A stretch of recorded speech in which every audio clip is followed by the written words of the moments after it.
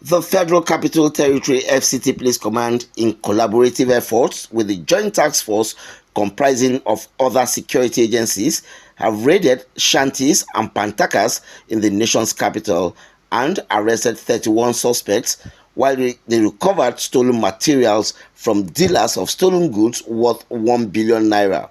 The Commissioner of Police, CP Olatunji Disu, who disclosed this at a press briefing in Abuja, stated that the invidious criminal activity of scavenging not only poses a significant threat to public safety but also disrupts the provision of essential amenities and jeopardizes critical infrastructure.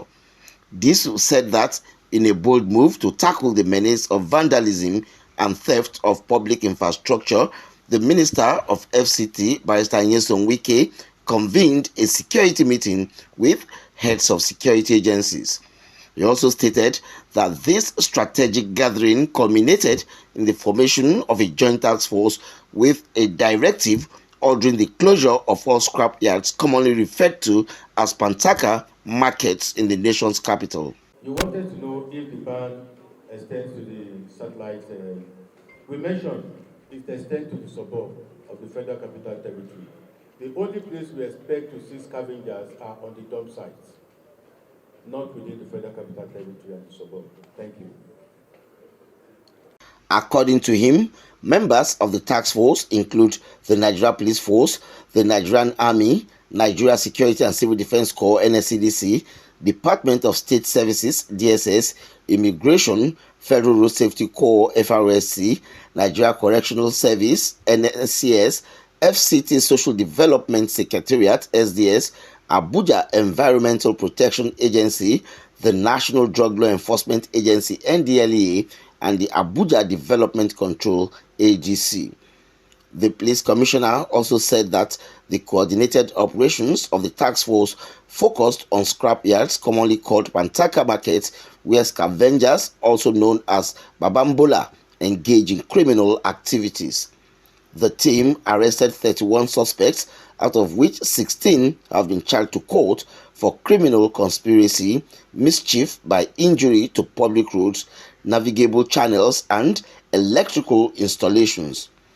The suspects charged to court are Adamu Abubakar, Emmanuel John Eze, Emeka Ezekiel, Ahmad Suleiman, Dennis Chiagozie, Ismail Osaman, Victor Ezeokoye, Izundu Fidelis, Alex Okechukwu Eddie, Jonathan Obi, Simon Samuel, Mubarak Lawal, Okafo Ikene, Usman Lawal, Shaibu Yahya, and James Edu. Also, some items recovered by the team include 115 units of manhole with the inscription "Not for sale", 5 motorcycles, huge volume of cables cut to size electric transformer, bundles of cables, a huge volume of fiber optic materials, copper wires, and rubber insulators, while other items recovered were 12 large-sized solar panels, large quantities of iron rods, 22 rods, documents related to vehicles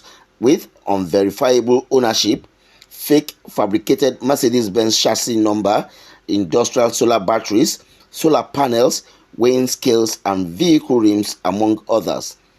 The police boss said that the Abuja Electricity Distribution Company (AEDC) officials were invited by the joint task team to identify some of these items, and they confirmed that the cables and electrical components were vandalized from multiple electricity stations across the FCT. This added that as a direct consequence of these acts of vandalism, several areas including Dawaki, Mpape, Yanya, Karu, and surrounding communities have been plunged into total blackout. So far, it includes those buying, those doing the illegal scavenging, and those sponsoring them, and everybody who supports them as well will go in for accomplices.